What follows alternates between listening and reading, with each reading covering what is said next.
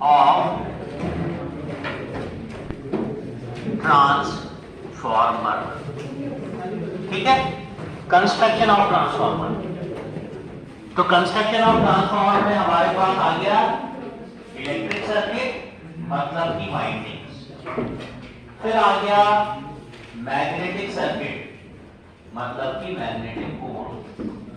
और फिर आ गया इन दोनों को सेपरेट करने वाला, इन दोनों को जो सेपरेट करेगा वो बेसिकली क्या हो जाएगा, सेपरेट करने वाला सर्किट, जिसको बोलेंगे हम इंसुलेशन सर्किट।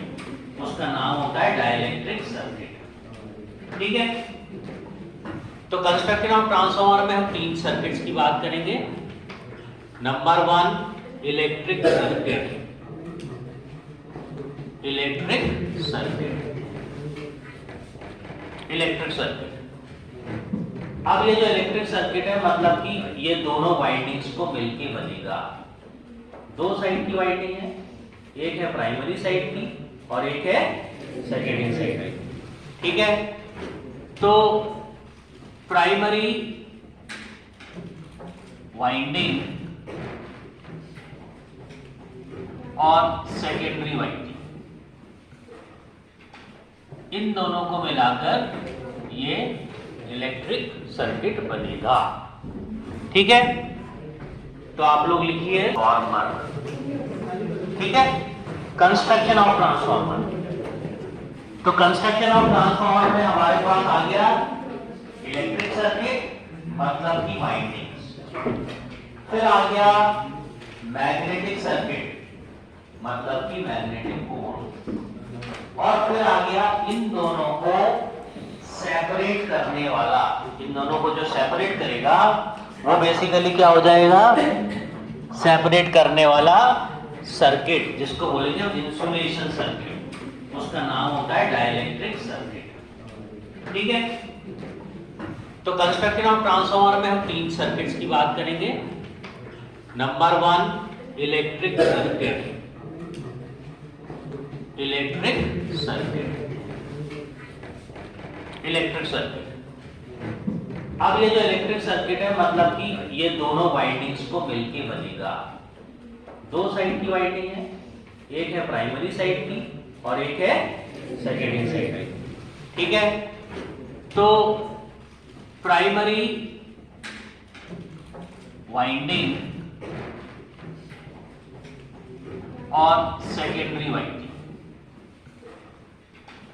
इन दोनों को मिलाकर ये इलेक्ट्रिक सर्किट बनेगा। ठीक है, तो आप लोग लिखिए इलेक्ट्रिक सर्किट, हेडिंग डालिए और लिखिए। हाँ, कंस्ट्रक्शन ऑफ ट्रांसफार्मर आपका हेडिंग आ जाएगा। कंस्ट्रक्शन ऑफ ट्रांसफार्मर हेडिंग आ गई। उसके बाद लिखिए आप लोग इलेक्ट्रिक सर्किट के बारे में। लिखिए the electric circuit of transformer, the electric circuit of transformer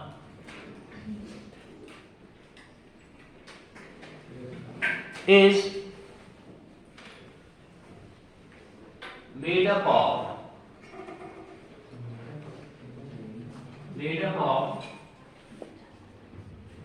two windings,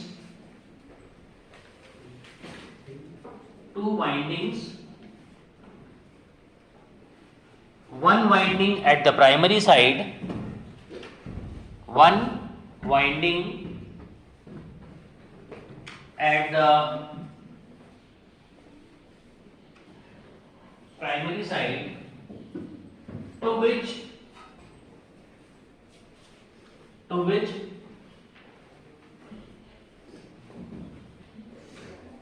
source is connected, to which source is connected. This winding is called primary winding.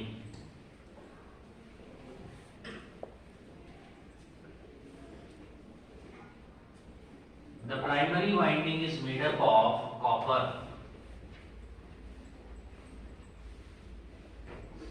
The primary winding is made up of copper.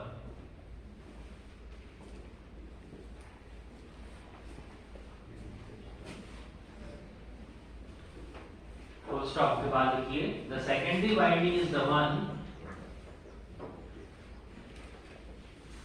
to which load is connected. The secondary winding is the one to which load is connected. To which load is connected. ठीक है? Secondary winding is the one to which load is connected. This winding is also made up of. This winding is also made up of copper. This winding is also made up of copper. ठीक है?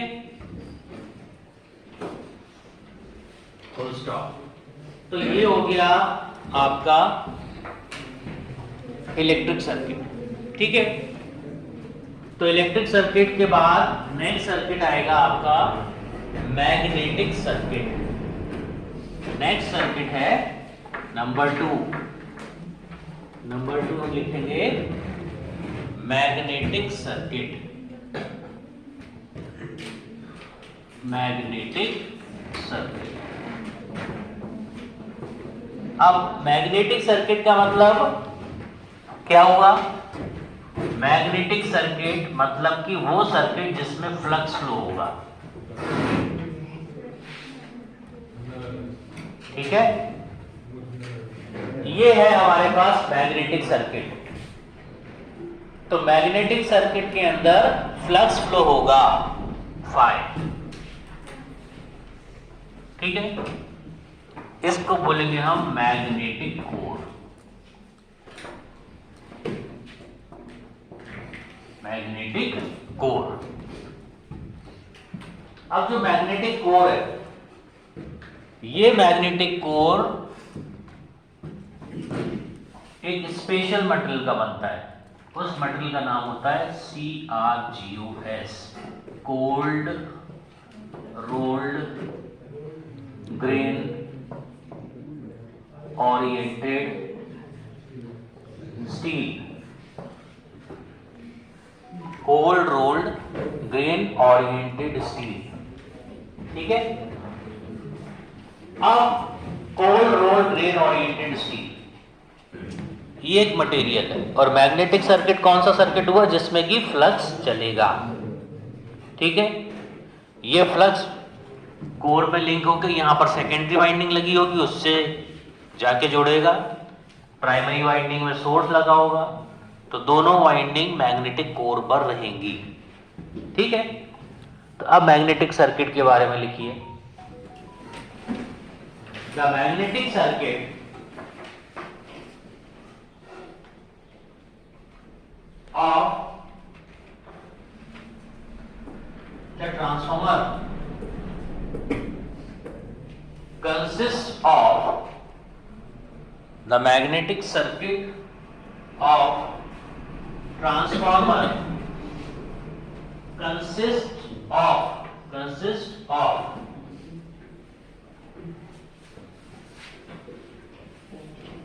magnetic core consists of magnetic core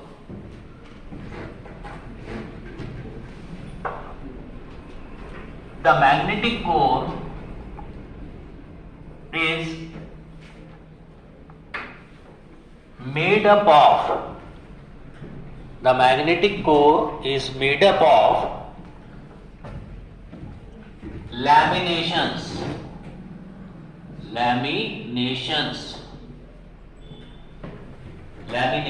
का मतलब मैं भी बताता हूं. अब लिख लीजिए. laminations of a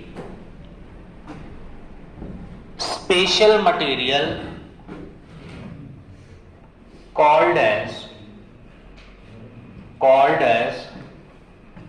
CrGoS, called as CrGoS. CrGOS, ठीक है। अब ये CrGOS एक स्पेशल मटेरियल होता है, इसको एक प्रोसेस से बनाया जाता है, ठीक है। Cold rolled grain oriented steel, मतलब इस तरह से उसके डोमेन्स को ओरिएंट किया जाता है कि वो एक ही डायरेक्शन में अलाइन हो, ताकि फ्लक्स के फ्लो को कम से कम दिक्कत हो, ठीक है। फुल स्टॉप लिखिए। These laminations are joined together. These laminations are joined together to form magnetic core.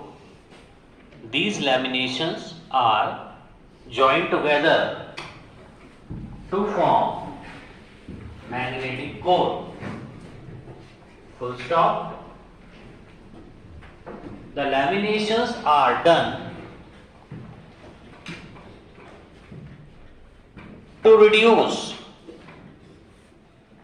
The laminations are done to reduce eddy current losses. The laminations are done to reduce eddy current losses. Eddy current losses developed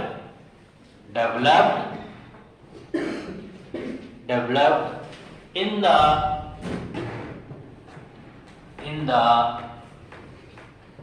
magnetic core.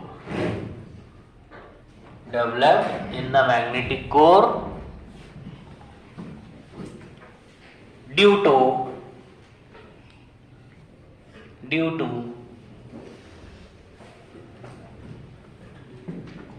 eddy current, due to eddy current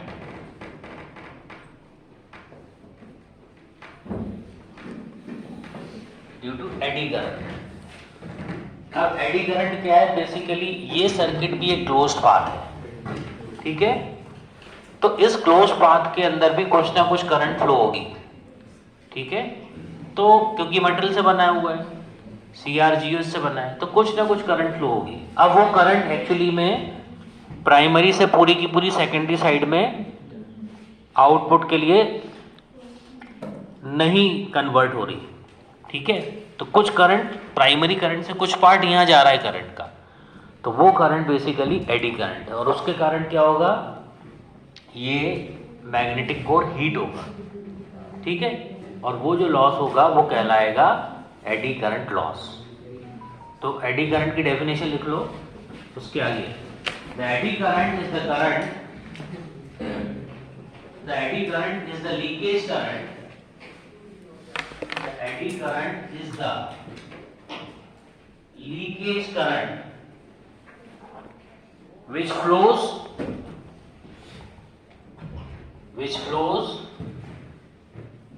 in the flows FLOWS. The eddy current is the leakage current which flows in the magnetic core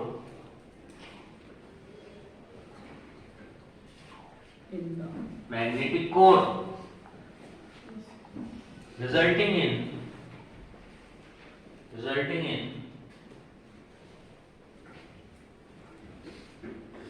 heating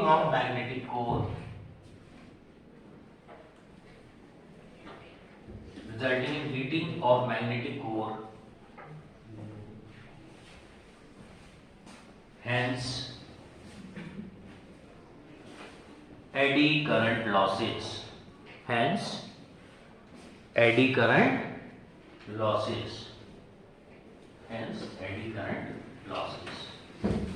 full stop.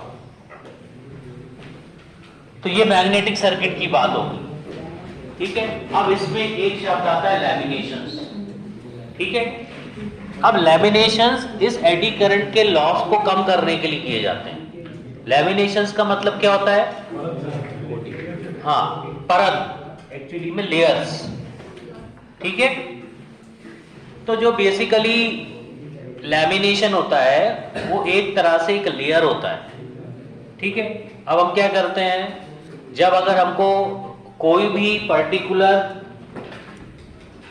Magnetic core बनाना है तो हम क्या करेंगे, ये जो particular lamination है हमको मान लीजिए 1 सेंटीमीटर थिक जो है वो कोई थिकनेस बनाना है, तो एक तरीका तो ये है कि हम 1 mm के 10 पार्ट्स ले और उनको एक साथ ज्वाइन कर लें, ठीक है। दूसरा तरीका है कि हम 1 सेंटीमीटर की थिकनेस का ही मटेरियल लें, ठीक है।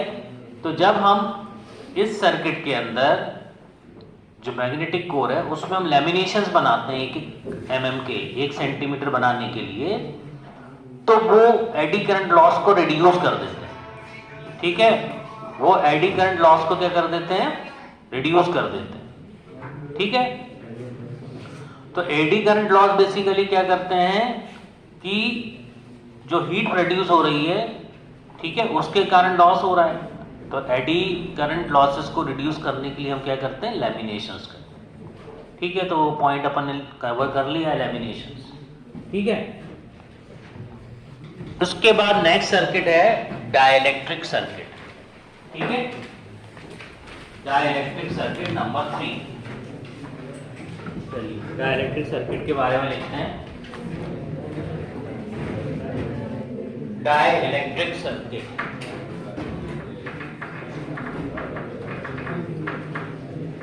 बातें मत करो भैया। Dielectric circuit, circuit number 3, third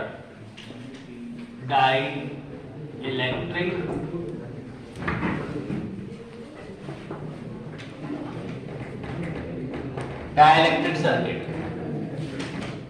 अब ये जो सर्किट है ये बेसिकली क्या प्रोवाइड करेगा, इंसुलेशन, ठीक है।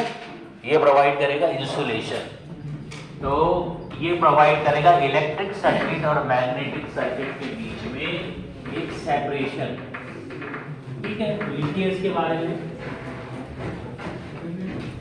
The dielectric circuit, the dielectric circuit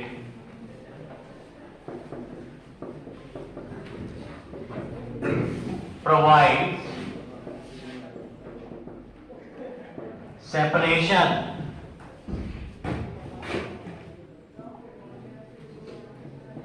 between the electric circuit and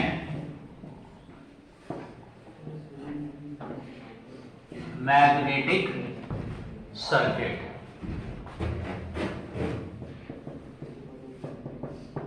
electric circuit and magnetic circuit, ठीक है। It insulates, it provides insulation of generally asbestos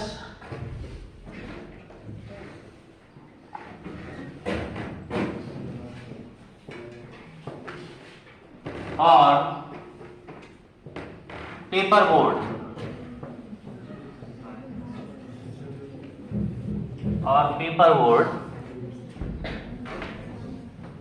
it generally provides insulation of generally asbestos or paperboard between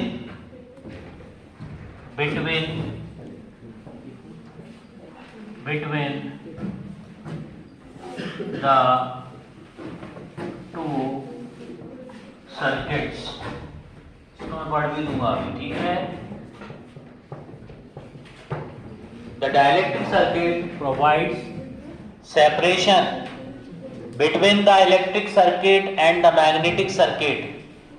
It provides insulation of generally asbestos or paperboard between the two circuits material होता है, ठीक है। Paper board एक material होता है ना, मतलब paper का जो कंटेंट होता है उसी से बोर्ड बनता है। एस्बेस्टस भी मटेरियल होता है, सिरामिक एक मटेरियल होता है, सिरामिक इंसुलेटर होता है, कॉपर एक मटेरियल होता है, ऐसे एस्बेस्टस भी मटेरियल होता है, ठीक है। चलिए अब बात आती है कि ट्रांसफार्मर को हम आगे स्टडी करें। तो ट्रांसफार्मर की ईएमएफ इक्वेशन, मतलब कि प्राइमरी और सेकेंडरी साइड में ईएमएफ कितना बन रहा है, ठीक है। अब ट्रांसफार्मर की ईएमएफ इक्वेशन का मतलब है कि हमको ये चेक करना है कि प्राइमरी साइड में कितना ईएमएफ इंड्यूस हो रहा है और सेकेंडरी साइड में कितना ईएमएफ इंड्यूस हो रहा है। अच्छा ये बताइए आप मुझे कि प्राइमरी साइड में जो ईएमएफ इंड्यूस होता है उसको हम सेल्फ इंड्यूस्ड बोलते हैं कि म्यूचुअली इंड्यूस्ड बोलते हैं? Self induced. Very good, self induced EMF बोलते हैं, ठीक है। और जो सेकेंडरी साइड में ईएमएफ इंड्यूस होता है उसको क्या बोलते हैं? म्यूचुअली इंड्यूस्ड ईएमएफ, ठीक है। तो अब हम ईएमएफ इक्वेशन ऑफ ट्रांसफार्मर का डेरिवेशन करेंगे, ठीक है, कि ट्रांसफार्मर की जो ईएमएफ इक्वेशन है उसको कैसे हम डिराइव करें। अच्छा जनरली आप मुझे ये बताइए कि हमने लास्ट क्लास में स्टडी किया था कि हम अगर किसी एसी क्वांटिटी को मेजर करना चाहते हैं तो उसकी कौन सी वैल्यू मेजर करते हैं, कौन सी वैल्यू मेजर कर सकते हैं? आरएमएस वैल्यू की एवरेज वैल्यू एक साइकिल के लिए आरएमएस वैल्यू, मैंने आपको बताया था ना, डेरिवेशन भी किया था हमने, ठीक है, कि आरएमएस वैल्यू जो है वो आप मेजर कर सकते हैं एक साइकिल के लिए, क्योंकि एवरेज वैल्यू कितनी होती है? 0। एवरेज वैल्यू कितनी होती है? 0, ठीक है। तो अब हम